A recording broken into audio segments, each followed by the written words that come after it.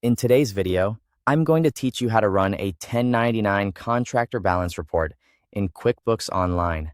To get started, sign into your QuickBooks Online account and wait for the dashboard to fully load. Giving the page a moment to finish loading can help everything display properly, especially if your internet connection is a little slow. Once you're in, you'll be ready to head straight to the reporting section. From the main navigation, go to Reports. This is where QuickBooks stores a wide range of financial and tax-related reports. So if you use reports often, this area will become very familiar. After the Reports page opens, look for the search field at the top so you can quickly find the exact report you need.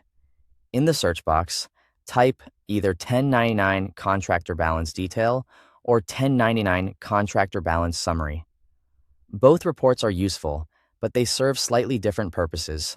The detail version gives you a more transaction-level breakdown, while the summary version provides a higher-level overview.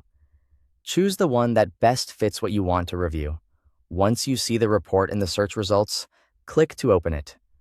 QuickBooks will load the report and display the current default settings.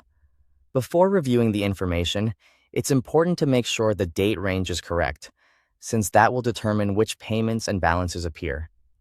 Next, choose the report period you want to use. You can select a preset time frame or manually enter the dates, depending on what QuickBooks shows in your version. Be careful here, because even a small date mismatch can change the totals on the report. If needed, you can also click Customize to adjust the report filters. This step is optional, but it can be helpful if you want to narrow the report down or change how the data is displayed.